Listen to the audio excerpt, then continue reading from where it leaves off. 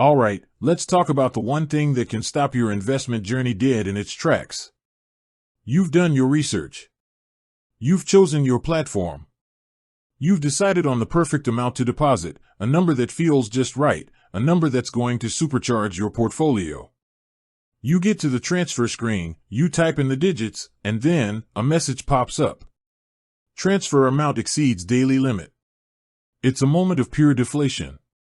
You're ready to invest, but the system is telling you to wait. It's a classic friction point in the world of personal finance, and it's why so many people get hung up on a seemingly simple question: how much can I actually move? This is especially true for platforms like StashAway, a robo-advisor known for making investing easy and accessible. People hear about the low minimums and the seamless app experience, and they start to wonder, is there a cap? What's the maximum amount you can transfer into your StashAway account? What if you're trying to move a significant portion of your savings, or a windfall from a bonus or inheritance? The answers to these questions aren't what you might expect, and they're what separate a great user experience from a frustrating one. So let's get straight to it, because the answer is both simple and surprisingly nuanced. The simple answer is, StashAway does not have a maximum transfer limit. That's right. When it comes to the StashAway platform itself, there is no cap, no ceiling, no amount too large for them to accept. You can deposit a few $100s, a few thousand, or a few million. The platform is built to scale with your ambitions. It is designed to handle transfers of any size, whether it's a one-time lump sum to kickstart your portfolio or a massive transfer to consolidate your investments. StashAway's internal systems are ready to receive and process your funds, no matter how large. But now for the nuance, and this is the critical part.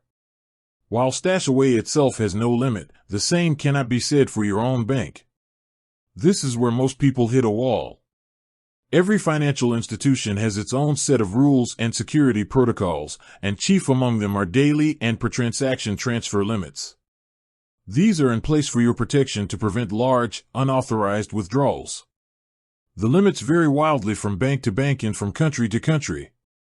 Your bank might have a daily online transfer limit of just a few $1,000s, while a different bank might allow tens of thousands. So, how do you get around this? You have a few options. First, and most simply, you can make multiple, smaller transfers over several days. If you want to move $50,000 but your bank's limit is $10,000 a day, you can simply transfer that amount each day for 5 days.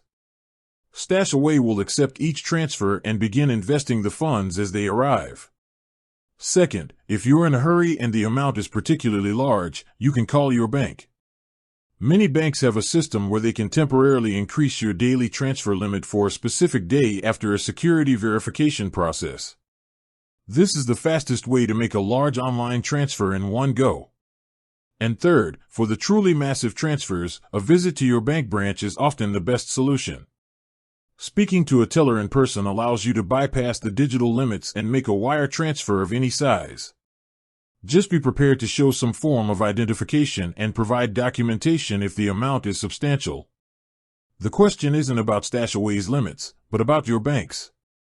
StashAway has made the process as frictionless as possible on their end, giving you the freedom to invest as much as you're able. The key is to be aware of the limitations of your own financial institution and to plan your transfers accordingly.